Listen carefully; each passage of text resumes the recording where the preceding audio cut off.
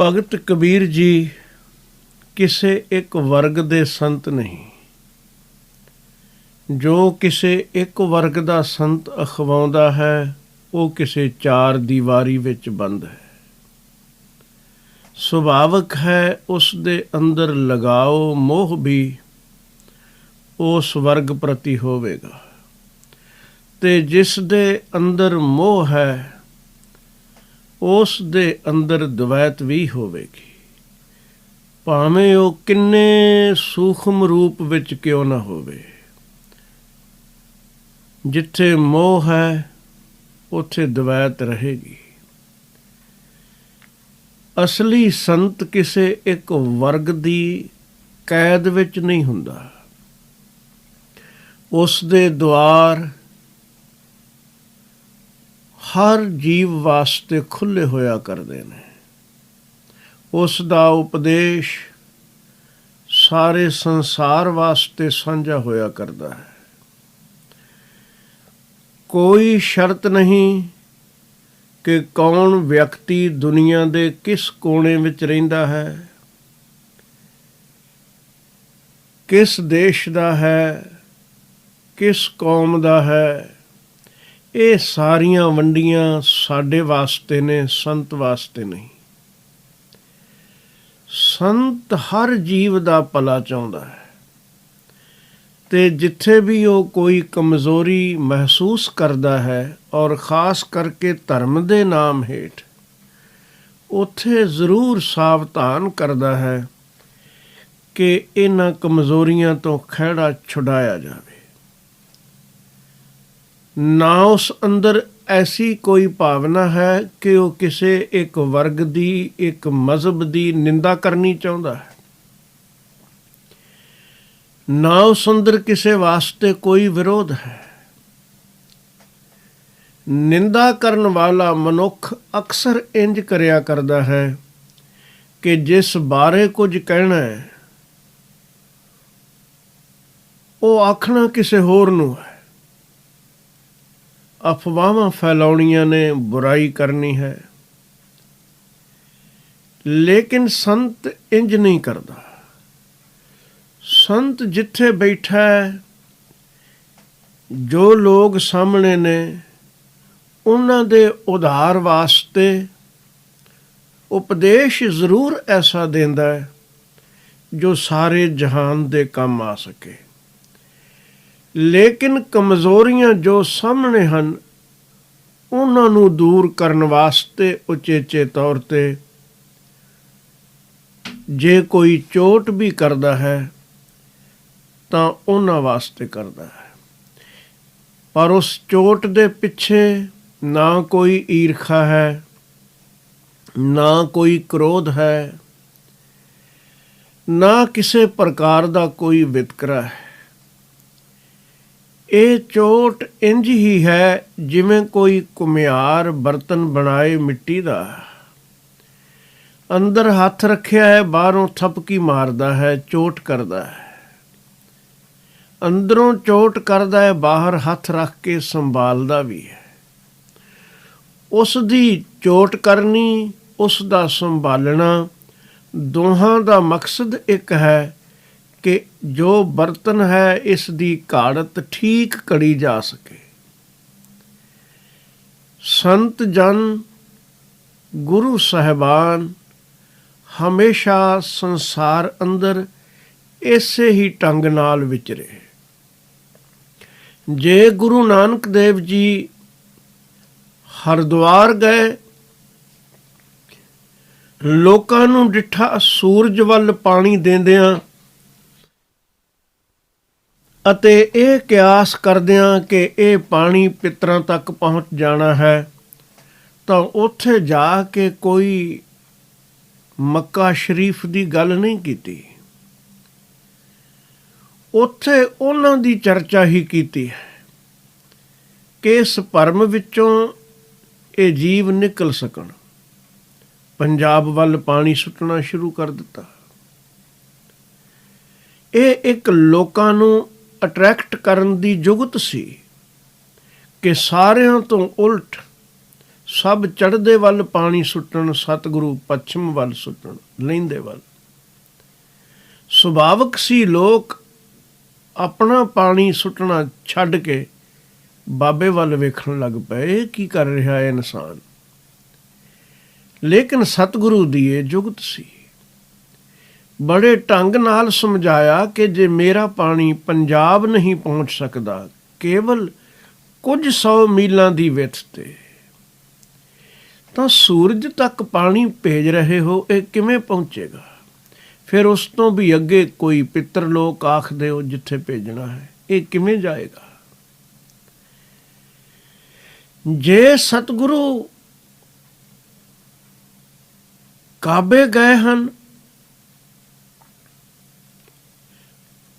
ਤਾਂ ਉੱਥੇ ਜਾ ਕੇ ਹਰਿਦੁਆਰ ਦੀ ਚਰਚਾ ਨਹੀਂ ਕੀਤੀ।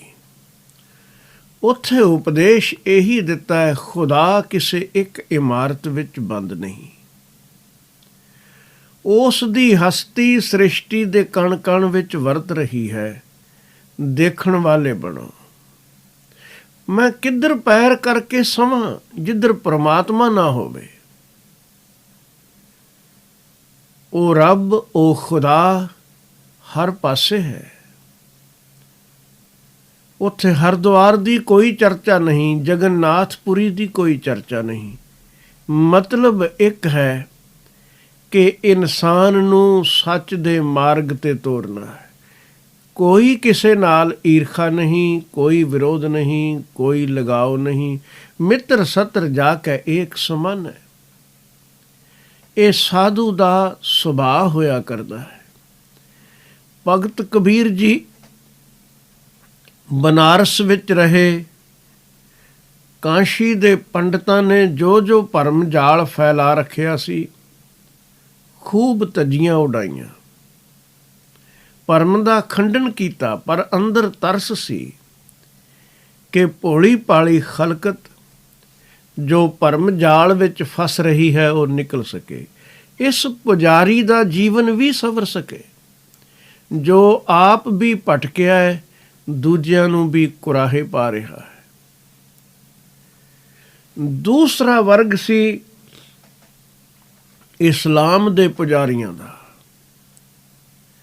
ਆਪਣੀ ਆਪਣੀ ਰੀਤੀ ਸਭ ਨੂੰ ਮੁਬਾਰਕ, ਪਰ ਜਿੱਥੇ ਵੀ ਕੋਈ ਕਮਜ਼ੋਰੀ ਦੇਖੀ, ਧਰਮ ਦੇ ਪਰਦੇ ਹੇਠ ਭਰਮ ਦੇਖਿਆ, ਉੱਥੇ ਭਗਤ ਕਬੀਰ ਜੀ ਨੇ ਆਵਾਜ਼ ਬੁਲੰਦ ਕੀਤੀ। ਨਮਾਜ਼ ਅਦਾ ਕਰਨ ਦਾ ਵਕਤ ਹੋਣਾ ਹੁੰਦਾ ਤਾਂ ਬਾਂਗ ਦੇਣ ਵਾਲਾ ਵਿਅਕਤੀ ਮਸਜਿਦ ਦੇ ਮੁਨਾਰੇ ਤੇ ਚੜ੍ਹ ਕੇ ਉੱਚੀ ਆਵਾਜ਼ ਵਿੱਚ ਬਾਂਗ ਦਿੰਦਾ। ਬਾਂਗ ਦੇਣ ਦਾ ਅਰਥ ਇਤਨਾ ਹੀ ਸੀ ਕਿ ਜੋ ਵੀ ਲੋਕ ਆਵਾਜ਼ ਸੁਣ ਸਕਣ, ਉਹਨਾਂ ਨੂੰ ਇਹ ਖਬਰ ਮਿਲ ਜਾਏ ਕਿ ਨਮਾਜ਼ ਅਦਾ ਕਰਨ ਦਾ ਵਕਤ ਹੋ ਗਿਆ ਹੈ। ਕਬੀਰ ਜੀ ਇਸ ਗੱਲ ਨੂੰ ਚੰਗੀ ਤਰ੍ਹਾਂ ਜਾਣਦੇ ਸਨ ਕਿ ਇਹ ਬਾਂਗ ਕੋਈ ਖੁਦਾ ਨੂੰ ਦਿੱਤੀ ਗਈ ਆਵਾਜ਼ ਨਹੀਂ, ਇਹ ਲੋਕਾਂ ਤੱਕ ਪਹੁੰਚਾਈ ਗਈ ਆਵਾਜ਼ ਹੈ ਕਿ ਸਾਵਧਾਨ ਹੋ ਜਾਓ, ਨਮਾਜ਼ ਅਦਾ ਕਰਨ ਦਾ ਸਮਾਂ ਹੋ ਗਿਆ ਹੈ। ਤੁਸੀਂ ਵੀ ਆਪਣੇ ਆਪਣੇ ਫਰਜ਼ ਦੀ ਅਦਾਇਗੀ ਕਰ ਲਵੋ, ਇਸ ਵਿੱਚ ਕੋਈ ਬੁਰਾਈ ਨਹੀਂ। ਆਪ ਕੋਈ ਬੰਦਗੀ ਕਰਦਾ ਹੈ, ਬਹੁਤ ਚੰਗੀ ਗੱਲ ਹੈ। ਦੂਜਿਆਂ ਨੂੰ ਵੀ ਸੂਚਿਤ ਕਰਦਾ ਹੈ, ਸਾਵਧਾਨ ਕਰਦਾ ਹੈ, ਪ੍ਰੇਰਨਾ ਕਰਦਾ ਹੈ, ਤਾਂ ਇਸ ਵਿੱਚ ਕੀ ਬੁਰਾਈ ਹੋ ਸਕਦੀ ਹੈ? ਇਹ ਵੀ ਭਲਾਈ ਦਾ ਕੰਮ ਹੈ, ਪਰਉਪਕਾਰ ਹੈ। ਕਬੀਰ ਜੀ ਇਸ ਗੱਲ ਦੇ ਖਿਲਾਫ ਨਹੀਂ ਹੋ ਸਕਦੇ, ਪਹਿਲੀ ਗੱਲ। ਦੂਜੀ ਗੱਲ, ਕਬੀਰ ਜੀ ਨੂੰ ਇਹ ਭੁਲੇਖਾ ਵੀ ਨਹੀਂ ਹੋ ਸਕਦਾ ਕਿ ਇਹ ਨਮਾਜ਼ ਅਦਾ ਕਰਨ ਵਾਲਾ ਵਿਅਕਤੀ ਜੋ ਪਹਿਲੇ ਬਾਂਗ ਦੇ ਰਿਹਾ ਹੈ, ਇਹ ਖੁਦਾ ਨੂੰ ਕਹਿ ਰਿਹਾ ਹੈ ਕੁਝ ਨਹੀਂ। ਕਬੀਰ ਜੀ ਜਾਣਦੇ ਸਨ ਕਿ ਇਹ ਜਨਤਾ ਤੱਕ ਆਵਾਜ਼ ਪਹੁੰਚਾ ਰਿਹਾ ਹੈ, ਪਰ ਫਿਰ ਵੀ ਉਹਨਾਂ ਨੇ ਇਹ ਸ਼ਲੋਕ 184ਵਾਂ ਉਚਾਰਿਆ। ਇੱਥੋਂ ਆਪਾਂ ਅੱਜ ਦੀ ਵਿਚਾਰ ਪ੍ਰਾਰੰਭ ਕਰ ਰਹੇ ਹਾਂ। ਕਬੀਰ ਮੁੱਲਾ ਮੁਨਾਰੇ ਕਿਆ ਚੜ੍ਹੈ, ਸਾਈਂ ਨ ਬਹਰਾ ਹੋਏ, ਜਾ ਕਾਰਨ ਤੂੰ ਬਾਂਗ ਦੇਹ, ਦਿਲ ਹੀ ਪੀਤਰ ਜੋਏ। ਸਾਧਾਰਨ ਤੌਰ ਤੇ ਅਰਥ ਇੰਜ ਬਣਨਗੇ ਕਿ ਐ ਮੁੱਲਾ, ਮੁਨਾਰੇ ਤੇ ਚੜ੍ਹ ਕੇ ਬਾਂਗ ਦੇਣ ਦਾ ਕੀ ਫਾਇਦਾ ਹੈ? ਰੱਬ ਬੋਲਾ ਨਹੀਂ, ਤੇ ਜਿਸ ਵਾਸਤੇ ਤੂੰ ਬਾਂਗ ਦੇਣਾ ਹੈ ਉਸ ਨੂੰ ਤੱਕਣ ਵਾਲਾ ਬਣੇ, ਉਹ ਤੇਰੇ ਦਿਲ ਦੇ ਅੰਦਰ ਬੈਠਾ ਹੋਇਆ ਹੈ, ਦੂਰ ਨਹੀਂ। ਧਰਮ ਦਾ ਇਹ ਸਬਕ ਹੈ ਕਿ ਪਰਮਾਤਮਾ ਤੇਰੇ ਅੰਦਰ ਹੈ। ਪਰ ਕਬੀਰ ਜੀ ਦਾ ਮਕਸਦ ਕੇਵਲ ਇੰਨਾ ਨਹੀਂ ਸੀ ਕਿ ਉਹ ਇਉਂ ਆਖਣ ਕਿ ਇਹ ਬਾਂਗ ਤੂੰ ਖੁਦਾ ਨੂੰ ਆਵਾਜ਼ ਦੇ ਰਿਹਾ ਹੈ। ਉਹ ਜਾਣਦੇ ਸਨ ਇਹ ਜਨਤਾ ਵਾਸਤੇ ਹੈ, ਪਰ ਕਬੀਰ ਜੀ ਦੀ ਦ੍ਰਿਸ਼ਟੀ ਇਸ ਤੋਂ ਬੜੀ ਬਾਰੀਕ ਸੀ, ਬੜੀ ਦੂਰ ਤੱਕ ਲੈਣ ਵਾਲੀ। ਭਗਤ ਦੇ ਜੀਵਨ ਵਿੱਚ ਆਮ ਜਹਾਨ ਦੇ ਲੋਕਾਂ ਨਾਲੋਂ ਬੁਨਿਆਦੀ ਤੌਰ ਤੇ ਅੰਤਰ ਹੋਇਆ ਕਰਦਾ ਹੈ। ਆਮ ਮਨੁੱਖ ਦੇਖਦਾ ਹੈ ਕੇਵਲ ਆਕਾਰ ਨੂੰ, ਤੇ ਆਕਾਰ ਦੀ ਵੀ ਕੋਈ ਹੱਦ ਹੈ। ਸਾਡੀ ਖੁੱਲੀ ਅੱਖ ਕਿੰਨੀ ਵੀ ਤੇਜ਼ ਨਜ਼ਰ ਵਾਲੀ ਕਿਉਂ ਨਾ ਹੋਵੇ, ਤਾਂ ਵੀ ਹਰ ਆਕਾਰ ਨੂੰ ਵੇਖਣ ਦੇ ਸਮਰੱਥ ਨਹੀਂ। ਬਾਰੀਕ ਤੋਂ ਬਾਰੀਕ ਆਕਾਰ ਹੋ ਸਕਦਾ ਹੈ ਜੋ ਸਾਨੂੰ ਨੰਗੀ ਅੱਖ ਨਾਲ ਦਿਖਾਈ ਨਾ ਦੇਵੇ। ਬਹੁਤ ਕੁਝ ਹੈ ਜੋ ਮਨੁੱਖ ਨੇ ਖੁਰਦਬੀਨ ਨਾਲ ਦੇਖਿਆ ਹੈ। ਖੁਰਦਬੀਨ ਨਾਲ ਜੋ ਦਿਖਾਈ ਦਿੰਦਾ ਹੈ ਉਹ ਨੰਗੀ ਅੱਖ ਨਾਲ ਨਹੀਂ। ਖੁਰਦਬੀਨ ਲਾ ਕੇ ਕੇਵਲ ਦਹੀਂ ਨੂੰ ਦੇਖੋਗੇ ਤਾਂ ਕੀੜੇ ਦਿਖਾਈ ਦੇਣਗੇ। ਕੌਲਾ ਕੀੜਿਆਂ ਨਾਲ ਭਰਿਆ ਹੋਇਆ ਹੋਵੇਗਾ, ਖਾ ਨਾ ਸਕੋਗੇ। ਲੇਕਿਨ ਨੰਗੀ ਅੱਖ ਨਾਲ ਦੇਖੋਗੇ, ਕਿੰਨੀ ਤੇਜ਼ ਨਜ਼ਰ ਕਿਉਂ ਨਾ ਹੋਵੇ, ਉਹ ਕੀੜੇ ਪ੍ਰਤੀਤ ਨਹੀਂ ਹੋਣਗੇ। ਮੇਰਾ ਆਖਣ ਤੋਂ ਇਤਨਾ ਹੀ ਭਾਵ ਹੈ ਕਿ ਸਾਡੀ ਦ੍ਰਿਸ਼ਟੀ ਦੀ ਕੋਈ ਹੱਦ ਹੈ। ਇਸ ਨੂੰ ਵਧਾਇਆ ਗਿਆ ਹੈ, ਨਜ਼ਰ ਨੂੰ ਤੇਜ਼ ਕੀਤਾ ਗਿਆ ਹੈ ਖੁਰਦਬੀਨ ਰਾਹੀਂ ਕਿ ਬਾਰੀਕ ਤੋਂ ਬਾਰੀਕ ਵਸਤੂ ਦੇਖ ਸਕੇ, ਪਰ ਇੱਥੇ ਹੱਦ ਨਹੀਂ। ਇਸੇ ਲਈ ਖੁਰਦਬੀਨ ਦੀ ਤਾਕਤ ਵੀ ਅਗਾਂਹ ਤੋਂ ਅਗਾਂਹ ਵਧਾਈ ਗਈ, ਪਰ ਅੰਤ ਕਦੀ ਨਹੀਂ ਆਵੇਗਾ। ਆਕਾਰ ਨੂੰ ਦੇਖਣ ਵਿੱਚ ਦੋ ਵੱਡੀਆਂ ਰੁਕਾਵਟਾਂ ਹਨ। ਇੱਕ ਕਿ ਆਕਾਰ ਦਾ ਸਾਈਜ਼ ਕੀ ਹੈ, ਬਹੁਤ ਬਾਰੀਕ ਦਿਖਾਈ ਨਹੀਂ ਦੇਵੇਗਾ।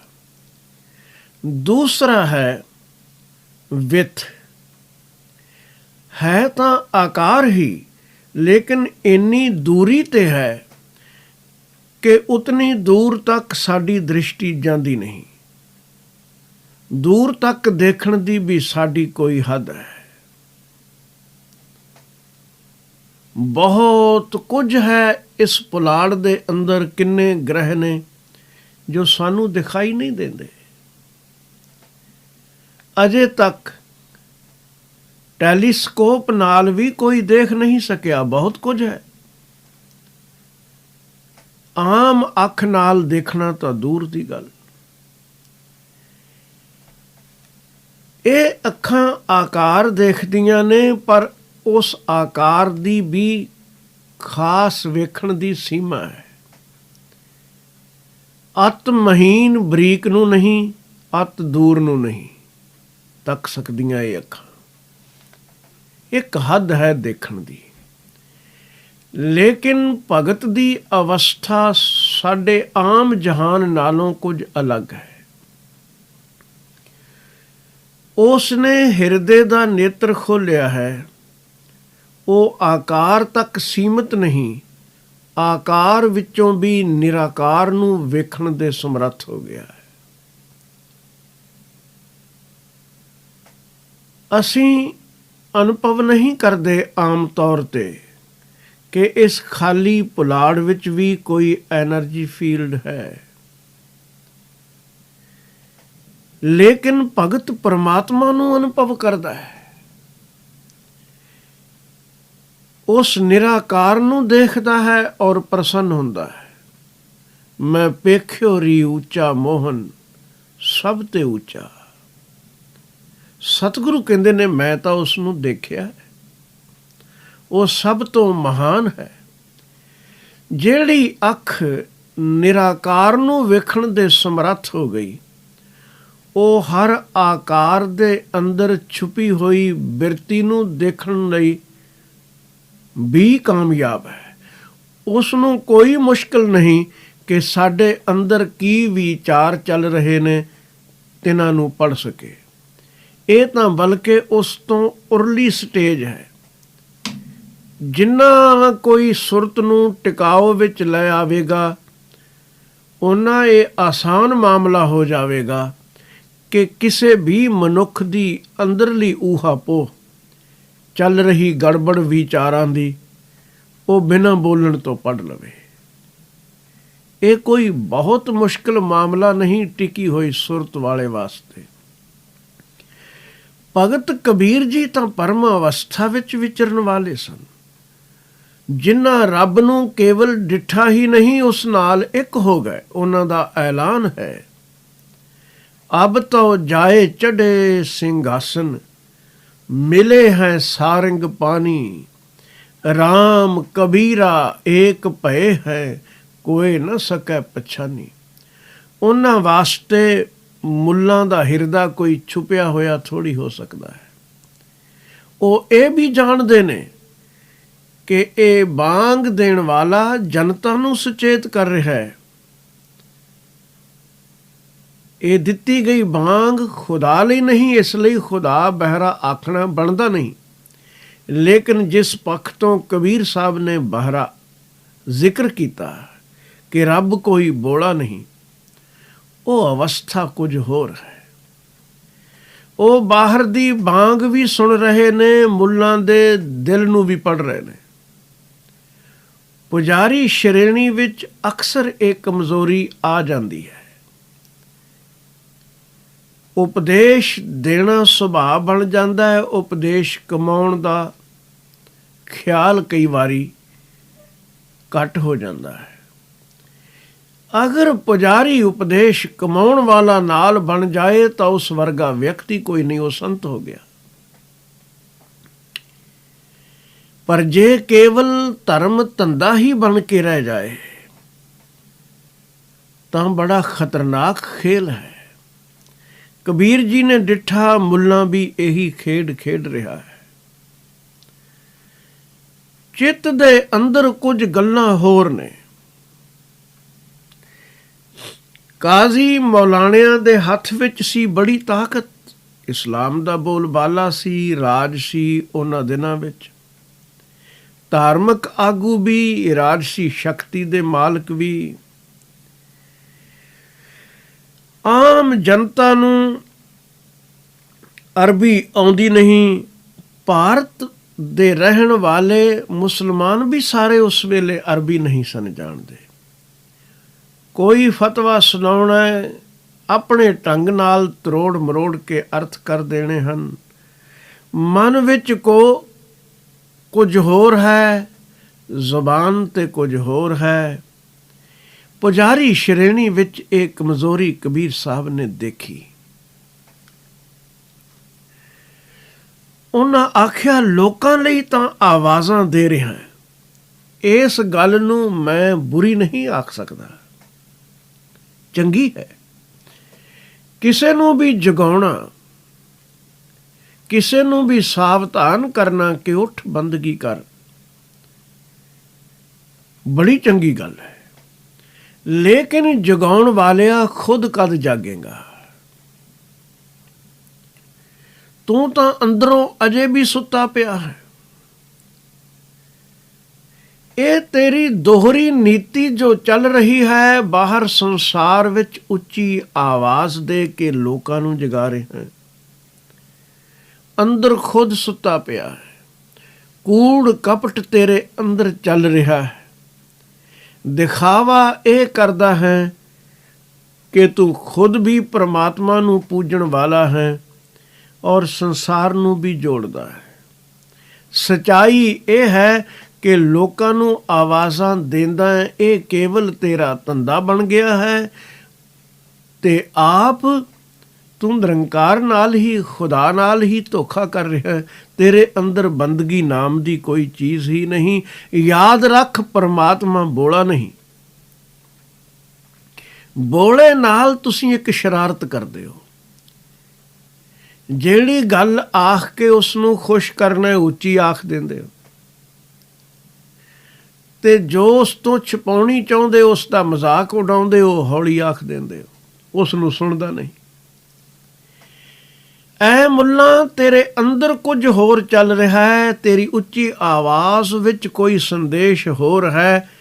ਰੱਬ ਬੋਲਾ ਨਹੀਂ, ਉਸ ਨਾਲ ਕੋਈ ਧੋਖਾ ਨਾ ਚੱਲ ਸਕੇਗਾ। ਲੱਖ ਮੁਨਾਰੇ ਤੇ ਚੜ੍ਹ ਕੇ ਦੇ ਆਵਾਜ਼ਾਂ, ਉਹ ਤੇਰੀ ਅੰਦਰਲੀ ਅਵਸਥਾ ਨੂੰ ਦੇਖਦਾ ਹੈ।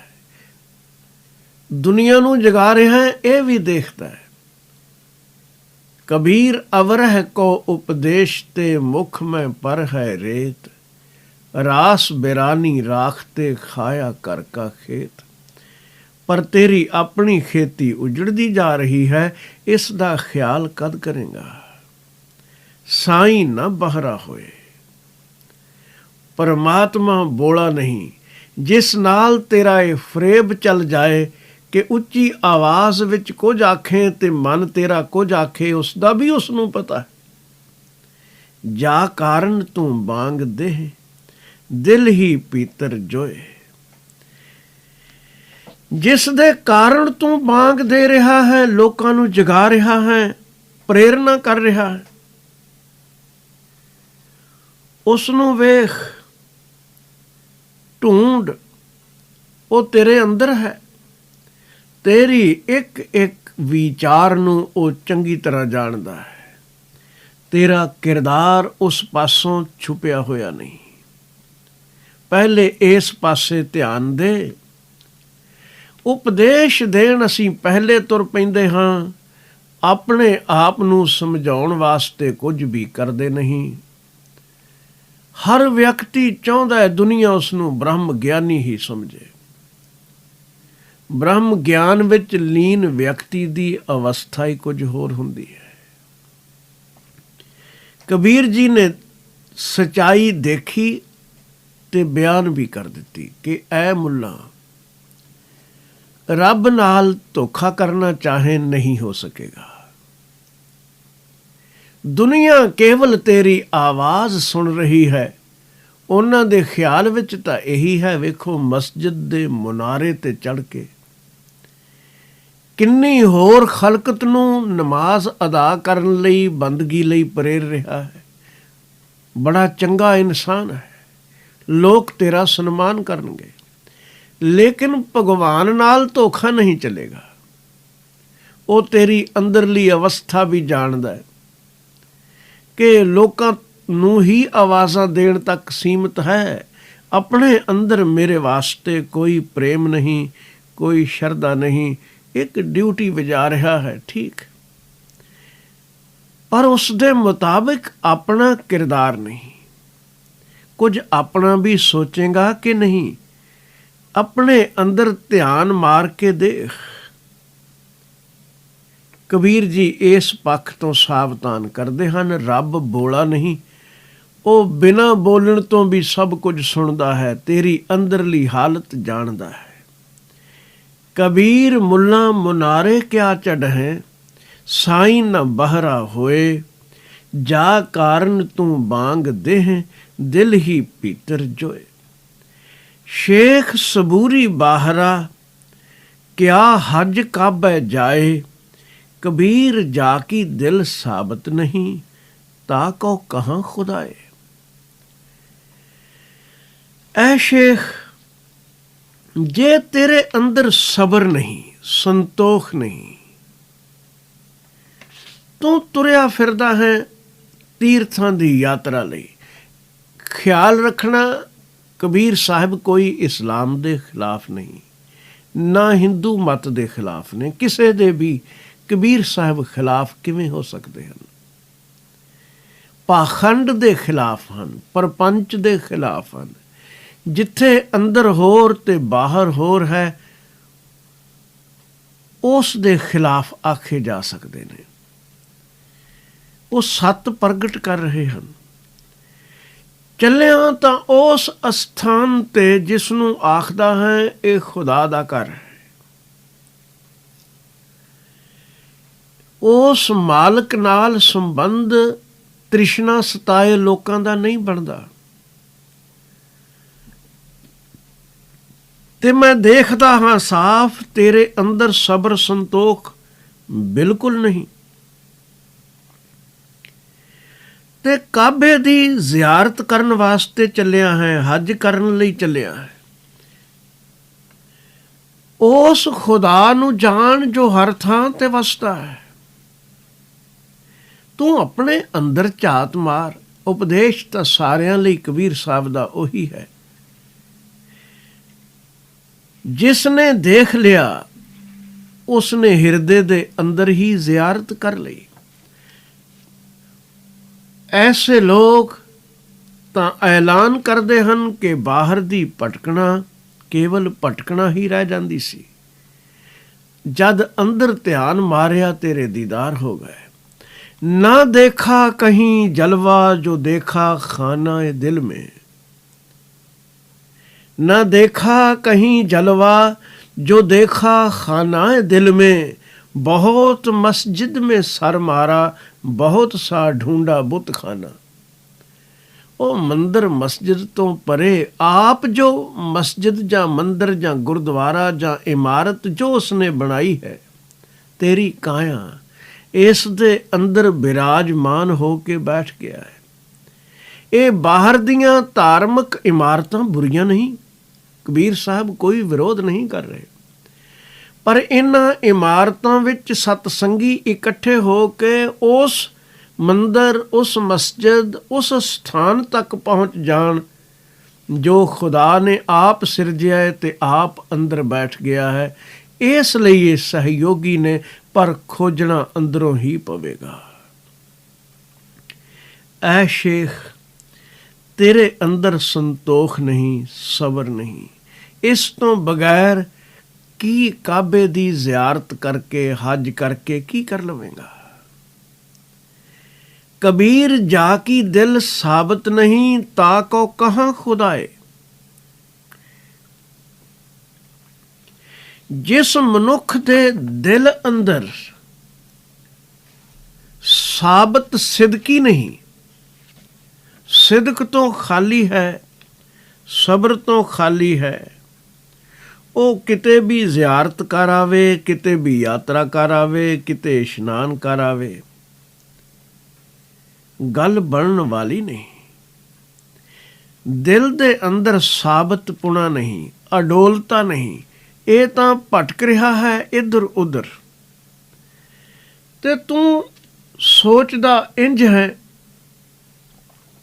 ਕਿ ਮੈਂ ਕਿਸੇ ਖਾਸ ਅਸਥਾਨ ਤੇ ਯਾਤਰਾ ਕਰ ਲਈ ਤਾਂ ਗੱਲ ਬਣ ਗਈ। ਬਾਬਾ ਫਰੀਦ ਜੀ ਨੇ ਆਖਿਆ ਸੀ, ਭਾਵੇਂ ਕੋਈ ਜੰਗਲਾਂ ਵਿੱਚ ਖੋਜਦਾ ਹੈ, ਭਾਵੇਂ ਕੋਈ ਮੰਦਰਾਂ ਵਿੱਚ ਖੋਜਦਾ ਹੈ, ਦੋਨੋਂ ਭਟਕੇ ਹੋਏ ਨੇ।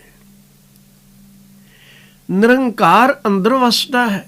ਫਰੀਦਾ ਜੰਗਲ ਜੰਗਲ ਕਿਆ ਪਵਹਿ, ਵਣ ਕੰਡਾ ਮੋੜੇ ਹੈ। ਵਸੀ ਰੱਬ ਹਿਆਲੀ ਹੈ, ਜੰਗਲ ਕਿਆ ਢੂੰਡੇ। ਜੰਗਲ ਵਿੱਚੋਂ ਕੀ ਲੱਭਦਾ ਹੈ? ਬਚਨ ਹੈਨ ਬਾਣੀ ਅੰਦਰ, ਬਨ ਬਨ ਫਿਰਤੀ ਖੋਜਤੀ। ਹਾਰੀ ਬਹੁ ਅਵਗਾਹੇ, ਨਾਨਕ ਭੇਟੇ ਸਾਧ ਜਬ ਹਰ ਪਾਇਆ ਮਨ ਮਾਹੇ। ਹਰੀ ਅੰਦਰੋਂ ਹੀ ਮਿਲ ਗਿਆ। ਤੇ ਜਿਸ ਦੇ ਦਿਲ ਅੰਦਰ ਸਿਦਕ ਸਾਬਤ ਨਹੀਂ, ਟਿਕਾਓ ਨਹੀਂ, ਉਸ ਲਈ ਖੁਦਾ ਕਿਤੇ ਵੀ ਨਹੀਂ। ਉਹ ਮੰਦਰ ਵਿੱਚ ਬੈਠਾ ਵੀ ਬੇਈਮਾਨੀ ਕਰੇਗਾ, ਮਸਜਿਦ ਵਿੱਚ ਬੈਠ ਕੇ ਵੀ ਹੇਰਾਫੇਰੀ ਕਰੇਗਾ। ਧਰਮ ਸਥਾਨਾਂ 'ਤੇ ਵੀ ਕਿੰਨਾ ਕੂੜ ਪ੍ਰਚਲਿਤ ਹੋ ਜਾਂਦਾ ਹੈ। ਕਿਉਂ? ਆਦਮੀ ਕੂੜਿਆਰ ਹੈ। ਬੁੱਲੇ ਨੇ ਆਖਿਆ, ਵੇਦ ਪੁਰਾਣਾ ਪੜ੍ਹ ਪੜ੍ਹ ਥੱਕੇ, ਸਜਦੇ ਕਰਦਿਆਂ ਕੱਸ ਗਏ ਮੱਥੇ। ਨਾ ਰੱਬ ਤੀਰਥ ਨਾ ਰੱਬ ਮੱਕੇ, ਜਿਸ ਪਾਇਆ ਤਿਸ ਨੂਰ ਅਨਵਾਰ, ਇਸ਼ਕ ਦੀ ਨਵੀਓਂ ਨਵੀਂ ਬਹਾਰ। ਆਸ਼ਿਕ ਬਣ ਉਸ ਮਾਲਕ ਦਾ, ਪ੍ਰੇਮ ਬਣਾ। ਪ੍ਰੇਮ ਅੰਦਰ ਬਣਾਉਣਾ ਪੈਂਦਾ ਹੈ, ਬਾਹਰ ਭਟਕਣ ਦੀ ਕੋਈ ਜ਼ਰੂਰਤ ਹੀ ਨਹੀਂ ਰਹਿ ਜਾਂਦੀ। ਅੰਦਰ ਹੀ ਮੁਲਾਕਾਤ ਹੋ ਜਾਂਦੀ ਹੈ। ਹੋ ਸਕਦਾ ਹੈ ਕਿ ਭੇਡ ਚਾਲ ਵਿੱਚ ਫਸੇ ਹੋਏ ਲੋਕ ਤੈਨੂੰ ਕਾਫਰ ਆਖਣ ਲੱਗ ਪੈਣ, ਕਿਉਂਕਿ ਤੂੰ ਉਹਨਾਂ ਦੀ ਰਹੁ ਰੀਤੀ ਵਿੱਚ ਨਹੀਂ। ਤੇਰੀ ਮੁਲਾਕਾਤ ਹੋ ਗਈ, ਤੂੰ ਦੁਨੀਆ ਨੂੰ ਆਖਣ ਦੇ। ਬੁੱਲੇ ਦੇ ਬੜੇ ਪਿਆਰੇ ਬਚਨ ਹਨ। ਉਹ ਆਖਦਾ, ਬੁੱਲਾ ਆਸ਼ਿਕ ਹੋਇਓ ਰੱਬ ਦਾ, ਮੁਲਾਕਾਤ ਹੋਈ ਲਾਖ। ਹਰ ਵੇਲੇ ਮੁਲਾਕਾਤ ਹੈ। ਬੁੱਲਾ ਆਸ਼ਿਕ ਹੋਇਓ ਰੱਬ ਦਾ, ਮੁਲਾਕਾਤ ਹੋਈ ਲਾਖ। ਲੋਕੀ ਕਾਫਰ ਕਾਫਰ ਆਖਦੇ, ਤੂੰ ਆਹੋ ਆਹੋ ਆਖ। ਕੋਈ ਫਰਕ ਪੈਣ ਵਾਲਾ ਨਹੀਂ। ਹਜ਼ਰਤ ਸੁਲਤਾਨ ਬਾਹੂ ਨੇ ਵੀ ਐਸਾ ਹੀ ਖਿਆਲ ਦਿੱਤਾ। ਉਹ ਆਖਣ ਲੱਗੇ, ਨਾ ਰੱਬ ਅਰਸ਼ ਮੁਅੱਲਾ ਉੱਤੇ, ਥਾਂ ਮਿਥਲੇ ਕਿਸੇ ਸਤਵਾਂ ਆਕਾਸ਼, ਕਿਸੇ ਕੋਈ ਖਾਸ ਦਿਸ਼ਾ, ਕਿਸੇ ਨੇ ਕੋਈ ਖਾਸ ਇਮਾਰਤ। ਰੱਬ ਦੀ ਬਣਾਈ ਏ ਕਾਇਆਂ ਦੀ ਇਮਾਰਤ ਦੇਖੀ ਹੀ ਨਾ।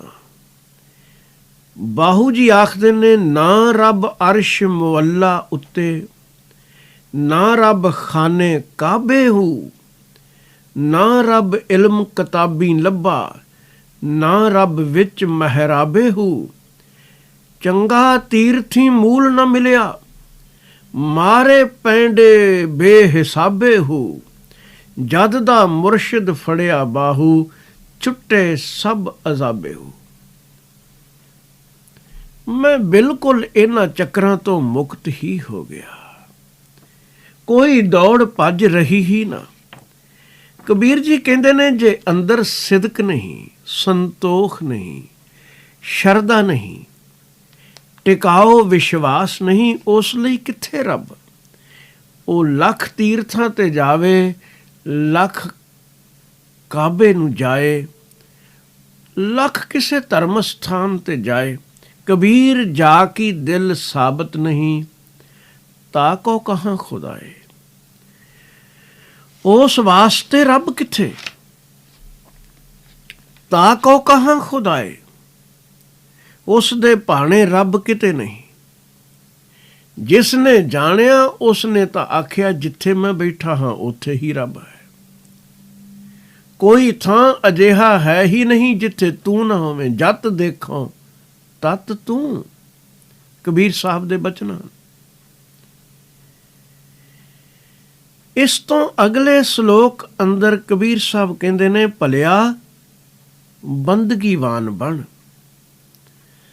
ਤੇ ਬੰਦਗੀ ਜ਼ਿੰਦਗੀ ਦਾ ਹਿੱਸਾ ਬਣ ਜਾਏ। ਦਿਲ ਅੰਦਰ ਸਾਈਂ ਨੂੰ ਪ੍ਰਗਟ ਕਰਨ ਦੀ ਜਾਚ ਸਿੱਖੋ ਹੈ ਹੁਣ ਵੀ, ਪਰ ਤੂੰ ਭਰਮ ਦਾ ਪਰਦਾ ਕਰ ਰੱਖਿਆ ਹੈ। ਕਿਧਰੇ ਭਟਕਿਆਂ ਖੁਦਾ ਨਾ ਮਿਲੇਗਾ। ਉਸ ਨੂੰ ਪਾਉਣਾ ਹੀ ਤਾਂ ਉਸ ਅੱਗੇ ਝੁਕਣਾ ਸਿੱਖੋ। ਅੰਦਰ ਹੀ ਝੁਕਣਾ ਹੈ। ਜਿਸ ਨੂੰ ਆਪਣੇ ਅੰਦਰ ਪ੍ਰਤੀਤ ਨਾ ਹੋਵੇ, ਉਹ ਮੰਦਰ ਵਿੱਚ ਕੀ ਦੇਖੇਗਾ? ਜੋ ਅੰਦਰ ਨਾ ਦੇਖ ਸਕੇ, ਉਸ ਨੂੰ ਮੰਦਰ ਵਿੱਚ ਵੀ ਨਹੀਂ ਮਿਲੇਗਾ। ਉਹੀ ਤਾਂ ਕਣ ਕਣ ਵਿੱਚ ਹੈ। ਜੇ ਉਹ ਕਣ ਕਣ ਵਾਸੀ ਹੈ ਤਾਂ ਸਭ ਤੋਂ ਨੇੜੇ ਤੇਰਾ ਆਪਣਾ ਸਰੀਰ ਹੈ। ਇਸ ਦੇ ਅੰਦਰ ਵੀ ਉਹ ਬਿਰਾਜਮਾਨ ਹੈ। ਪਹਿਲੇ ਇੱਥੇ ਅਨੁਭਵ ਕਰਨ, ਬੜਾ ਲਾਭ ਹੋਵੇਗਾ। ਜਿੰਨੇ ਲੋਕ ਬਾਹਰ ਸਮਝਦੇ ਨੇ, ਉਹਨਾਂ ਜੀਵਨ ਸਵਾਰਨ ਤੋਂ ਖਾਲੀ ਰਹਿ ਜਾਂਦੇ ਨੇ। ਜਿੰਨਾ ਪਰਮਾਤਮਾ ਨੂੰ ਕੋਈ ਅੰਦਰ ਜਾਣਦਾ ਹੈ, ਸਭ ਕੁਝ ਉਸ ਦੀ ਜ਼ਿੰਦਗੀ ਦੇ ਅੰਦਰ ਬਦਲ ਜਾਂਦਾ ਹੈ। ਕਿਵੇਂ? ਅਸੀਂ ਬਣੀ ਹੋਈ ਧਾਰਮਿਕ ਇਮਾਰਤ ਦੇ ਪਾਸ ਤੋਂ ਲੰਘਦੇ ਵੀ ਸਿਰ ਝੁਕਾਉਂਦੇ ਹਾਂ, ਰਾਹ ਵਿੱਚੋਂ ਵੀ। ਇਹ ਧਰਮ ਮੰਦਰ ਹੈ, ਖਿਆਲ ਹੈ ਨਾ ਇੱਕ। ਲੇਕਿਨ ਇਹ ਸਰੀਰ ਪ੍ਰਭੂ ਦਾ ਮੰਦਰ ਹੈ। ਜਿਸ ਨੇ ਇਹ ਜਾਣ ਲਿਆ ਉਹ ਇਸ ਸਰੀਰ ਦਾ ਕਿਤਨਾ ਸਨਮਾਨ ਕਰੇਗਾ, ਕਦੀ ਸੋਚਿਆ ਹੈ? ਤੇ ਇਹ ਵੀ ਗੱਲ ਯਾਦ ਰੱਖਣ ਵਾਲੀ ਹੈ, ਜੋ ਸਰੀਰ ਦੇ ਮੰਦਰ ਦਾ ਸਨਮਾਨ ਕਰਨਾ ਨਹੀਂ ਜਾਣਦਾ, ਉਸ ਦਾ ਬਾਹਰ ਦੇ ਮੰਦਰਾਂ ਦਾ ਕੀਤਾ ਹੋਇਆ ਸਨਮਾਨ ਕਿਸੇ ਅਰਥ ਨਹੀਂ। ਪਰਮਾਤਮਾ ਦੀ ਬਣਾਈ ਇਮਾਰਤ ਵੱਲ ਵੀ ਤਾਂ ਦੇਖ। ਤੂੰ ਉੱਠੇ ਬੈਠੇ ਚੱਲੇ ਬੋਲੇ ਖਾਏ ਪਹਿਨੇ, ਇੱਕ ਗੱਲ ਧਿਆਨ ਵਿੱਚ ਹਰ ਵੇਲੇ ਰੱਖੀ, ਜੋ ਭੋਜਨ ਛਕ ਰਿਹਾ ਹੈ ਪਰਮਾਤਮਾ ਦੇ ਮੰਦਰ ਵਿੱਚ ਜਾ ਰਿਹਾ ਹੈ। ਬਲਕਿ ਛਕਣਾ ਹੀ ਉਸ ਨੇ ਹੈ, ਅੰਦਰ ਬੈਠ ਕੇ ਇਤਨਾ ਇੱਕ ਹੋ ਜਾ ਉਸ ਨਾਲ, ਤੇਰੀ ਖੁਰਾਕ ਬਦਲ ਜਾਏਗੀ। ਸੁਭਾਵਕ ਇਹ ਜ਼ਬਾਨ ਜੋ ਫਾਲਤੂ ਬੋਲਦੀ ਹੈ, ਨਿੰਦਾ ਬਖੀਲੀ ਕਰਦੀ ਹੈ, ਨਹੀਂ ਕਰ ਸਕੇਗੀ। ਪਰਮਾਤਮਾ ਦੇ ਮੰਦਰ ਵਿੱਚ ਕੂੜ ਵਾਸਤੇ ਕੋਈ ਥਾਂ ਹੋ ਸਕਦੀ ਹੈ? ਮੰਦਾ ਸੋਚ ਨਾ ਸਕੋਗੇ, ਮੰਦਾ ਕਰ ਨਾ ਸਕੋਗੇ। ਇੱਕ ਗੱਲ ਜਾਣ ਲਓ, ਇਹ ਕਾਇਆ ਪ੍ਰਭੂ ਦਾ ਮੰਦਰ ਹੈ। ਫਿਰ ਇਸ ਦੇ ਅੰਦਰ ਹੀ ਉਸ ਦਾ ਅਨੁਭਵ, ਹਰ ਵੇਲੇ ਮੰਦਰ ਵਿੱਚ ਪ੍ਰਵੇਸ਼। ਚੱਲ ਕੇ ਕਿਸ ਮੰਦਰ ਵਿੱਚ ਜਾਣਾ ਹੈ? ਤੁਸੀਂ ਬੈਠੇ ਹੋ ਮੰਦਰ ਵਿੱਚ, ਜਿੱਥੇ ਪਰਮਾਤਮਾ ਹਰ ਵੇਲੇ ਮੌਜੂਦ ਹੈ। ਬੰਦਗੀ ਇਸੇ ਦਾ ਨਾਮ ਹੈ, ਉਸ ਦੀ ਯਾਦ। ਕੋਈ ਉੱਚੀ ਉੱਚੀ ਰੌਲਾ ਪਾਉਣਾ ਬੰਦਗੀ ਨਹੀਂ, ਤੇਜ਼ ਆਖਣਾ ਬੰਦਗੀ ਨਹੀਂ, ਲਾਊਡ ਸਪੀਕਰ ਲਗਾ ਕੇ ਆਖਣਾ ਬੰਦਗੀ ਨਹੀਂ। ਬੰਦਗੀ ਤਾਂ ਇੱਕ ਅੰਦਰ ਦੀ ਅਵਸਥਾ ਹੈ, ਜਿੱਥੇ ਯਾਦ ਹੈ। ਯਾਦ ਜਿੰਨੀ ਜਿੰਨੀ ਗਹਿਰੀ ਹੁੰਦੀ ਜਾਏਗੀ, ਓਨਾ ਰੱਬੀ ਅਨੁਭਵ ਵੀ ਵਿਸ਼ਾਲ ਹੁੰਦਾ ਜਾਵੇਗਾ। ਇੱਕ ਸਟੇਜ ਆਉਂਦੀ ਹੈ ਜਦ ਭਗਤ ਤੇ ਪਰਮਾਤਮਾ ਵਿੱਚ ਫਰਕ ਹੀ ਨਹੀਂ ਰਹਿ ਜਾਂਦਾ। ਕੌਣ ਦੇਖਣ ਵਾਲਾ, ਕਿਸ ਨੂੰ ਦੇਖਣਾ? ਭਗਤ ਪਰਮਾਤਮਾ ਇੱਕ ਹੋ ਜਾਂਦੇ ਨੇ। ਬੰਦਗੀ ਦਾ ਮਾਰਗ ਹੈ ਹੀ ਅਜਿਹਾ। ਕਦੀ ਸੁਰਤ ਵੱਲ ਧਿਆਨ ਦੇਣ ਦੀ ਕੋਸ਼ਿਸ਼ ਕਰਕੇ ਦੇਖੋ, ਸਭ ਭਟਕਣਾਵਾਂ ਇੱਧਰ ਉੱਧਰ ਦੀਆਂ ਮੁੱਕ ਜਾਣਗੀਆਂ। ਕੋਈ ਦੁੱਖ ਨਹੀਂ ਪੋ ਸਕੇਗਾ। ਖਿਆਲ ਰੱਖਣਾ, ਇਹਨਾਂ ਲਫ਼ਜ਼ਾਂ ਦਾ, ਕੋਈ ਦੁੱਖ ਪੋ ਨਹੀਂ ਸਕੇਗਾ। ਦੁੱਖ ਦੁਨੀਆ ਵਿੱਚ ਆਉਂਦੇ ਨੇ, ਲੇਕਿਨ ਭਗਤ ਨੂੰ ਪਾਉਂਦੇ ਨਹੀਂ। ਉਸ ਦੀ ਸੁਰਤ ਇੰਨੀ ਟਿਕਾ ਵਿੱਚ ਹੈ ਕਿ ਜਿਸ ਨੂੰ ਅਸੀਂ ਦੁੱਖ ਸਮਝ ਕੇ ਚੀਖਦੇ ਪੁਕਾਰਦੇ ਹਾਂ, ਭਗਤ ਰਜ਼ਾ ਮੰਨ ਕੇ ਪ੍ਰਸੰਨ ਹੋ ਜਾਂਦਾ ਹੈ। ਇਹੀ ਅੰਤਰ ਹੈ। ਦੁੱਖ ਆਏਗਾ ਪਰ ਦੁਖੀ ਨਹੀਂ ਕਰ ਸਕੇਗਾ। ਦੁਖੀ ਹੋਣ ਦਾ ਪ੍ਰਮੁੱਖ ਕਾਰਨ ਸਾਈਕੋਲੋਜੀਕਲੀ ਇੱਕ ਹੈ, ਮਨੋਵਿਗਿਆਨਕ ਤੌਰ ਤੇ ਕਾਰਨ ਇੱਕ ਹੈ। ਅਸੀਂ ਦੁਖੀ ਕਿਉਂ ਹੁੰਦੇ ਹਾਂ? ਖਿਆਲ ਅੰਦਰੋਂ ਉੱਠਦਾ ਹੈ, ਮੈਂ ਇੰਝ ਚਾਹੁੰਦਾ ਸਾਂ ਪਰ ਹੋ ਇਸ ਦੇ ਉਲਟ ਰਿਹਾ ਹੈ, ਹੋ ਕੁਝ ਹੋਰ ਰਿਹਾ ਹੈ, ਚਾਹੁੰਦਾ ਮੈਂ ਕੁਝ ਹੋਰ ਹਾਂ, ਦੁਖੀ ਹਾਂ। ਰੱਬ ਦੀ ਰਜ਼ਾ ਤੇ ਰਾਜ਼ੀ ਹੋਣ ਵਾਲਾ ਕਦੀ ਦੁਖੀ ਨਹੀਂ ਹੁੰਦਾ। ਉਸ ਦੀ ਯਾਦ ਕਦੀ ਚਿੱਤ ਵਿੱਚ ਵਸਾ, ਸੁਰਤ ਸਿਰਜਣਹਾਰ ਨਾਲ ਜੁੜ ਜਾਏ, ਤੈਨੂੰ ਦੁਨੀਆ ਦੀ ਕੋਈ ਤਾਕਤ ਦੁਖੀ ਨਹੀਂ ਕਰ ਸਕੇਗੀ। ਜੋ ਹੈ ਉਸ ਦੀ ਰਜ਼ਾ ਵਿੱਚ ਹੈ। ਕਬੀਰ ਸਾਹਿਬ ਇਸ ਪੰਧ ਦਾ ਉਪਦੇਸ਼ ਦਿੰਦੇ ਨੇ ਕਿ ਪੰਧੀ ਬਣ। ਕਬੀਰ ਅੱਲਾਹ ਕੀ ਕਰ ਬੰਦਗੀ, ਜਿਹ ਸਿਮਰਤ ਦੁੱਖ ਜਾਏ। ਸੁੱਖਾਂ ਦਾ ਦਾਤਾ ਅੰਦਰ ਬੈਠਾ ਹੈ, ਉਸ ਨਾਲ ਨੇੜਤਾ ਬਣ ਗਈ ਹੈ। ਅਭੇਦਤਾ ਤੋਂ ਪਹਿਲੀ ਸਟੇਜ ਨੇੜਤਾ, ਤਾਂ ਵੀ ਦੁੱਖ ਨਹੀਂ ਰਹੇਗਾ। ਅਭੇਦ ਹੋਣ ਤੇ ਤਾਂ ਦੁੱਖ ਦਾ ਕੋਈ ਪ੍ਰਸ਼ਨ ਹੀ ਨਹੀਂ। ਜਿਹ ਸਿਮਰਤ ਦੁਖ ਜਾਏ, ਦਿਲ ਮਹਿ ਸਾਈਂ ਪ੍ਰਗਟੈ ਬੁਝੈ ਬਲੰਤੀ ਨਾਏ। ਕਬੀਰ ਸਾਹਿਬ ਕਹਿੰਦੇ ਨੇ, ਤੂੰ ਖੋਜਣ ਤੁਰਿਆ ਫਿਰਨਾ, ਲੰਮੀਆਂ ਯਾਤਰਾਵਾਂ ਕਰਕੇ ਵਿਸ਼ੇਸ਼ ਦਿਨਾਂ ਤੇ ਫਲਾਣੇ ਅਸਥਾਨ ਦੀ ਯਾਤਰਾ ਕੀਤੀ ਤਾਂ ਰੱਬ ਮਿਲੇਗਾ? ਨਹੀਂ। ਨਾਮ ਦੀ ਬਰਕਤ ਦੇਖੀ, ਸੁਰਤ ਦਾ ਟਿਕਾ ਬਣਾ, ਉਸ ਦੀ ਯਾਦ ਵਿੱਚ ਜੁੜ। ਜਿਹੜੀ ਤ੍ਰਿਸ਼ਨਾ ਦੀ ਬਲਦੀ ਅੱਗ ਹੈ, ਇਹ ਨਾਮ ਦਾ ਸਦਕਾ ਬੁਝ ਜਾਏਗੀ। ਹਰੀ ਅੰਦਰੋਂ ਪ੍ਰਗਟ ਹੋ ਜਾਏਗਾ। ਖੁਦਾ ਦੂਰ ਨਹੀਂ, ਉਹ ਖੁਦਾਈ ਦੇ ਵਿੱਚ ਹੀ ਵਸਦਾ ਹੈ, ਤੇਰੇ ਅੰਦਰ ਵਸਦਾ ਹੈ। ਜੇ ਆਪਣੇ ਅੰਦਰ ਨਾ ਦੇਖੇ ਤੂੰ ਦੂਜਿਆਂ ਦੇ ਅੰਦਰ ਵੀ ਕੀ ਦੇਖਣਾ ਹੈ? ਆਪਣੇ ਅੰਦਰ ਜੁੜੋ, ਆਪਣੇ ਅੰਦਰ ਜੁੜੋ, ਆਪਣੇ ਅੰਦਰ ਜੁੜੋ। ਇਹੀ ਪ੍ਰੇਰਨਾ ਹੈ। ਲੱਖ ਉਪਦੇਸ਼ਾਂ ਦਾ ਇੱਕ ਉਪਦੇਸ਼ ਹੈ, ਐ ਮਨੁੱਖ ਆਪਣੀ ਨੇੜਤਾ ਬਣਾ। ਭਗਵਾਨ ਦੂਰ ਨਹੀਂ। ਸਭ ਅੱਗ ਸਮਾਪਤ ਹੋ ਜਾਏਗੀ ਤ੍ਰਿਸ਼ਨਾ ਦੀ। ਇਹ ਨਾਮ ਦਾ ਪ੍ਰਤਾਪ ਹੈ, ਸ਼ਕਤੀ ਹੈ। ਤੂੰ ਜ਼ਰਾ ਯਾਦ ਵਿੱਚ ਜੁੜ ਤਾਂ ਸਹੀ। ਦਿਲ ਮੈਂ ਸਾਈਂ ਪ੍ਰਗਟ ਹੈ, ਰਹਿੰਦਾ ਹੁਣ ਵੀ ਅੰਦਰ ਹੈ ਪਰ ਪ੍ਰਗਟ ਨਹੀਂ, ਕਿਉਂਕਿ ਤੂੰ ਦੇਖਦਾ ਹੀ ਨਹੀਂ। ਤੂੰ ਲੱਖ ਭਰਮ ਦੇ ਪਰਦੇ ਕਰ ਲਏ ਨੇ। ਜਿਵੇਂ ਜਿਵੇਂ ਆਪਣੇ ਅੰਦਰ ਟਿਕਦਾ ਜਾਏਗਾ, ਪ੍ਰਭੂ ਪ੍ਰਗਟ ਹੋ ਜਾਏਗਾ। ਉਹੀ ਹੈ, ਹੋਰ ਹੈ ਵੀ ਕੋਈ ਨਹੀਂ। ਉਸੇ ਨੂੰ ਮਿਲਣ ਲਈ ਭਟਕਦਾ ਹੈ ਨਾ, ਭਟਕਣ ਦੀ ਕੋਈ ਜ਼ਰੂਰਤ ਨਹੀਂ। ਬਾਹਰ ਢੂੰਡਣ ਤੇ ਛੂਟ ਪਰੇ, ਗੁਰ ਕਰ ਹੀ ਮਾਹੇ ਦਿਖਾਇਆ ਥਾ। ਗੁਰੂ ਦਾ ਤਾਂ ਉਪਦੇਸ਼ ਹੀ ਇਹ ਹੈ ਕਿ ਬਾਹਰ ਭਟਕਿਆਂ ਕੁਝ ਨਹੀਂ ਮਿਲਣਾ, ਅੰਦਰ ਟਿਕ।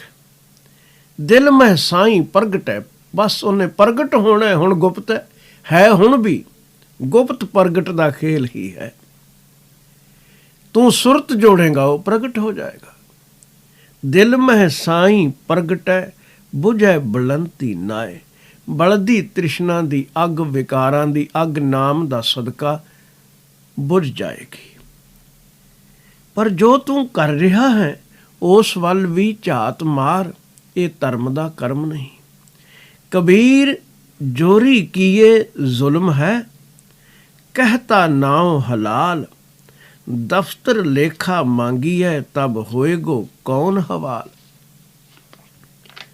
ਕਰਦਾ ਹੈ ਜ਼ੁਲਮ, ਧੱਕਾ ਕਰਦਾ ਹੈ, ਤੇ ਉਸ ਨੂੰ ਨਾਮ ਦੇ ਦੇਣਾ ਹੈ ਹਲਾਲ।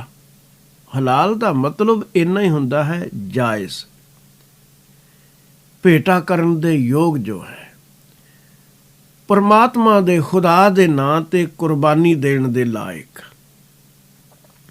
ਕੁਰਬਾਨੀ ਦਾ ਰੂਪ ਬਦਲਦਾ ਰਿਹਾ ਹੈ। ਮੰਦਰਾਂ ਵਿੱਚ ਵੀ ਲੋਕ ਦੇਵੀ ਦੇਵਤਿਆਂ ਅੱਗੇ ਪਸ਼ੂਆਂ ਦੀ ਬਲੀ ਦਿੰਦੇ ਰਹੇ ਨੇ, ਬੰਦਿਆਂ ਦੀ ਬਲੀ ਦਿੰਦੇ ਰਹੇ। ਪਸ਼ੂ ਤਾਂ ਇੱਕ ਪਾਸੇ।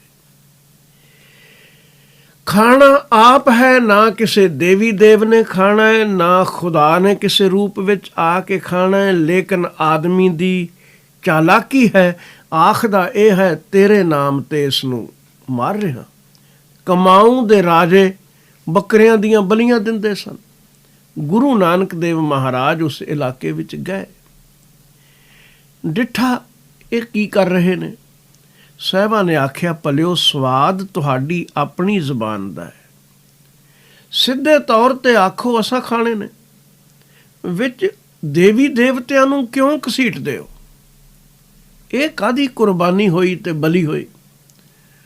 ਉਹਨਾਂ ਆਖਿਆ, ਜੀ ਚਲੋ ਮੰਨਦੇ ਹਾਂ ਅਸੀਂ ਖਾਣੇ ਨੇ, ਪਰ ਇੱਕ ਗੱਲ ਤਾਂ ਤੁਸੀਂ ਮੰਨੋਗੇ ਨਾ ਕਿ ਧਰਮ ਸਥਾਨ ਤੇ, ਧਰਮ ਦੇ ਨਾਂ ਤੇ ਜਿਸ ਦੀ ਗਰਦਨ ਉਤਰਨੀ ਹੈ ਉਹਦਾ ਤੇ ਪਾਰ ਉਤਾਰਾ ਹੋ ਗਿਆ। ਇਹ ਵੀ ਬੜਾ ਭੁਲੇਖਾ ਪਾਇਆ ਜਾਂਦਾ ਹੈ। ਆਪਣੇ ਮਤਲਬਾਂ ਲਈ ਵਰਤਣ ਵਾਲੇ ਲੋਕ ਆਖਦੇ ਨੇ ਇਹ ਧਰਮ ਦੇ ਨਾਂ ਤੇ ਸਿਰ ਦੇ। ਧਰਮ ਦੀ ਭਾਵੇਂ ਸਮਝ ਕੁਝ ਵੀ ਨਾ ਹੋਵੇ।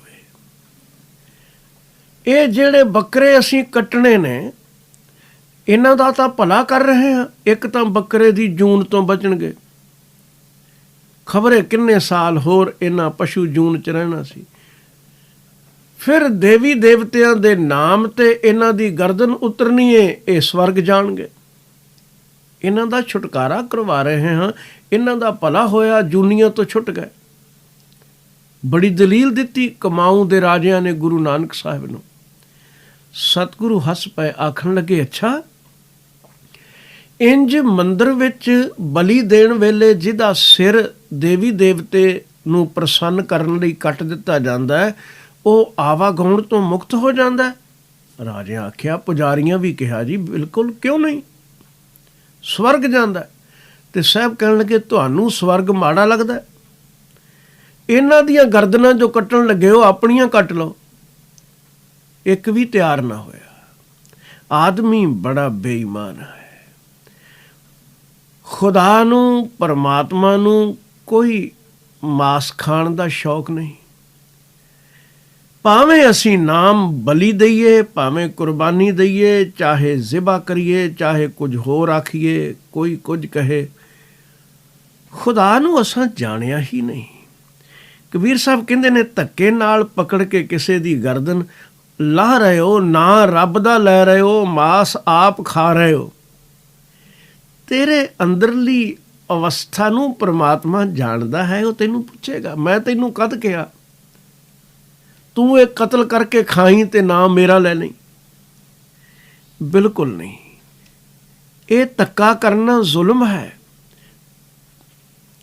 ਤੂੰ ਬਿਸਮਿਲ੍ਲਾ ਆਖ ਕੇ ਜ਼ਿਬਾ ਕਰ ਰਿਹਾ ਹੈ ਤੇ ਆਖਣਾ ਮੈਂ ਰੱਬ ਦੇ ਨਾਂ ਤੇ ਕੁਰਬਾਨੀ ਦੇਣ ਦੇ ਲਾਇਕ ਹੋ ਗਿਆ, ਤੇ ਇਸ ਕੁਰਬਾਨੀ ਤੇ ਖੁਦਾ ਖੁਸ਼ ਹੁੰਦਾ ਹੈ। ਮਾਸ ਤੂੰ ਖਾਣਾ ਹੈ, ਖੁਦਾ ਨੂੰ ਇਸ ਨਾਲ ਕੀ ਮਤਲਬ? ਤੂੰ ਉਂਝ ਕੱਟ ਕੇ ਖਾਂਦਾ ਹੋਵੇਂ, ਠੀਕ, ਤੇਰਾ ਕਰਮ ਤੂੰ ਜਾਣ। ਤੂੰ ਵਿੱਚ ਖੁਦਾ ਨੂੰ ਕਿਉਂ ਲੈ ਕੇ ਬੈਠ ਗਿਆ? ਇਸ ਤਰ੍ਹਾਂ ਪਾਪ ਬਖਸ਼ਾਉਣੇ ਵੀ ਚਾਹੁੰਦਾ, ਪਾਪ ਕਰਕੇ ਪਾਪ ਬਖਸ਼ਾਉਣੇ ਚਾਹੇ ਕੋਈ। ਤੇਰੇ ਹਰ ਕਰਮ ਦਾ ਹਿਸਾਬ ਹੋਣਾ। ਕਬੀਰ ਸਾਹਿਬ ਕਹਿ ਰਹੇ ਹਨ, ਕਬੀਰ ਜੋਰੀ ਕੀਏ ਜ਼ੁਲਮ ਹੈ, ਕਹਿਤਾ ਨਾਉ ਹਲਾਲ, ਦਫ਼ਤਰ ਲੇਖਾ ਮੰਗੀਐ ਤਬ ਹੋਏਗੋ ਕੌਣ ਹਵਾਲ। ਪਰਮਾਤਮਾ ਨਾਲ ਕੋਈ ਹੇਰਾ ਫੇਰੀ ਨਹੀਂ ਚੱਲ ਸਕੇਗੀ। ਤੇਰੇ ਹਰ ਕਰਮ ਦਾ ਹਿਸਾਬ ਉਸਨੇ ਕਰ ਲੈਣਾ। ਮਿੱਤਰਾ, ਲੋਕਾਂ ਦੀਆਂ ਸਿਖਾਈਆਂ ਗਲਤ ਪਰੰਪਰਾਵਾਂ ਉੱਥੇ ਕੰਮ ਨਹੀਂ ਆਉਣੀਆਂ, ਕਦੀ ਨਹੀਂ ਆਉਣੀਆਂ। ਮਾਲਕ ਦੇ ਸਾਹਮਣੇ ਈਮਾਨਦਾਰੀ ਕੰਮ ਆਵੇਗੀ। 188ਵੇਂ ਸ਼ਲੋਕ ਅੰਦਰ ਕਬੀਰ ਸਾਹਿਬ ਕਹਿੰਦੇ ਨੇ, ਕਬੀਰ ਖੂਬ ਖਾਣਾ ਖੀਚਰੀ, ਜਾਮਹਿ ਅੰਮ੍ਰਿਤ ਲੋਨ, ਹੇਰਾ ਰੋਟੀ ਕਾਰਨੇ, ਗਲਾ ਕਟਾਵੇ ਕੌਣ। ਕਬੀਰ ਸਾਹਿਬ ਕੋਈ ਮਾਸ ਖਾਣ ਨਾ ਖਾਣ ਦੇ ਹੱਕ 'ਚ ਜਾਂ ਵਿਰੋਧਤਾ ਵਿੱਚ ਬਿਆਨ ਨਹੀਂ ਦੇ ਰਹੇ। ਉਹ ਕਹਿੰਦੇ ਨੇ, ਖੁਦਾ ਨੂੰ ਵਿੱਚ ਕਿਉਂ ਲੈਂਦੇ ਹੋ?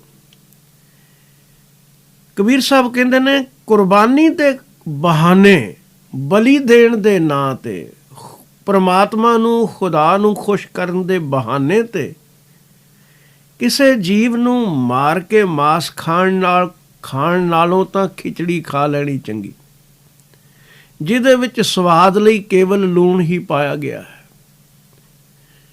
ਇੱਕ ਤਾਂ ਹਜ਼ਮ ਆਸਾਨੀ ਨਾਲ ਹੋਵੇਗੀ, ਦੂਸਰਾ ਖੁਦਾ ਨੂੰ ਤਾਂ ਵਿੱਚ ਮੈਂ ਘੜੀਸਿਆ ਨਹੀਂ, ਨਾ ਕਿਸੇ ਦੇਵੀ ਦੇਵਤੇ ਨੂੰ। ਖਿਚੜੀ ਬਣਾ ਕੇ ਕੌਣ ਦੇਵੀ ਦੇਵਤਿਆਂ ਨੂੰ ਦਿੰਦਾ ਹੈ? ਬਲੀ। ਪੁਜਾਰੀ ਵੀ ਆਖਦੇ ਨੇ, ਚੰਗਾ ਪਲਿਆ ਬੱਕਰਾ ਚਾਹੀਦਾ ਹੈ, ਆਪ ਜੋ ਖਾਣਾ। ਪਰ ਕਬੀਰ ਸਾਹਿਬ ਕਹਿੰਦੇ ਨੇ, ਨਹੀਂ। ਮੁੱਲਾਂ ਨੂੰ ਵੀ ਆਖਦੇ ਨੇ ਕਿ ਕੁਰਬਾਨੀ ਦੇ ਬਹਾਨੇ ਮਾਸ ਖਾਣ ਨਾਲੋਂ ਖਿਚੜੀ ਖਾ ਲੈਣੀ ਚੰਗੀ, ਕਿਉਂਕਿ ਖੁਦਾ ਦਾ ਨਾਮ ਵਿੱਚ ਲੈ ਕੇ ਮੈਂ ਬੇਈਮਾਨੀ ਨਹੀਂ ਕਰ ਰਿਹਾ ਕਿ ਤੇਰੇ ਲਈ ਇਸ ਨੂੰ ਮਾਰਿਆ ਕਿਸੇ ਪਸ਼ੂ ਨੂੰ। ਨਹੀਂ, ਮੈਂ ਪੇਟ ਭਰਨਾ ਹੈ, ਮੈਂ ਜ਼ਿੰਮੇਵਾਰੀ ਲੈਂਦਾ। ਜੋ ਅਸੀਂ ਖਾਂਦੇ ਹਾਂ ਖੁਦ ਜ਼ਿੰਮੇਵਾਰੀ ਲਓ। ਖੁਦਾ ਨੂੰ ਜ਼ਿੰਮੇਵਾਰ ਕਿਉਂ ਬਣਾਉਂਦੇ ਹੋ? ਦੇਵੀ ਦੇਵਤਿਆਂ ਨੂੰ ਜ਼ਿੰਮੇਵਾਰ ਕਿਉਂ ਠਹਿਰਾਉਂਦੇ ਹੋ? ਉਹਨਾਂ ਵਿਚਾਰਿਆਂ ਕਦੀ ਕਿਹਾ ਵੀ ਨਹੀਂ। ਕਬੀਰ ਜੀ ਕਹਿੰਦੇ ਨੇ, ਖਿਚੜੀ ਖਾ ਲੈਣੀ ਚੰਗੀ, ਜਿਹਦੇ ਵਿੱਚ ਸਵਾਦਲਾ ਲੂਣ ਹੀ ਪਾਇਆ ਗਿਆ ਹੈ। ਲੂਣ ਦਾ ਸਵਾਦ ਹੈ, ਮਤਲਬ ਸਧਾਰਨ ਭੋਜਨ ਤੋਂ ਹੈ। ਇਮਾਨਦਾਰੀ ਨਾਲ ਖਾ, ਕਮਾ। ਸਾਦਾ ਭੋਜਨ ਵੀ ਚੰਗਾ ਹੈ ਜੇ ਤੇਰੀ ਸੁਰਤ ਚੰਗੀ ਹੈ। ਜਾਮਹਿ ਅੰਮ੍ਰਿਤ ਲੋਨ, ਲੂਣ ਨੂੰ ਵੀ ਉਹਨਾਂ ਆਖਿਆ ਇਹ ਵੀ ਅੰਮ੍ਰਿਤ ਹੈ। ਹੇਰਾ ਰੋਟੀ ਕਾਰਨੇ ਗਲਾ ਕਟਾਵੇ ਕੌਣ। ਕਬੀਰ ਜੀ ਕਹਿੰਦੇ ਨੇ ਮੈਂ ਤਾਂ ਇਸ ਕੰਮ ਲਈ ਤਿਆਰ ਨਹੀਂ ਕਿ ਮਾਸ ਨਾਲ ਰੋਟੀ ਖਾਣ ਦੀ ਨੀਅਤ ਤਾਂ ਹੋਵੇ ਆਪਣੀ, ਤੇ ਨਾ ਦੇ ਦਿਆਂ ਕੁਰਬਾਨੀ ਦਾ ਜਾਂ ਬਲੀ ਦਾ, ਨਾ ਲੈ ਦਿਆਂ ਦੇਵੀ ਦੇਵਤਿਆਂ ਦਾ, ਨਾ ਲੈ ਦਿਆਂ ਅੱਲਾਹ ਦਾ। ਮੈਂ ਤਾਂ ਇਹ ਕੰਮ ਨਹੀਂ ਕਰਦਾ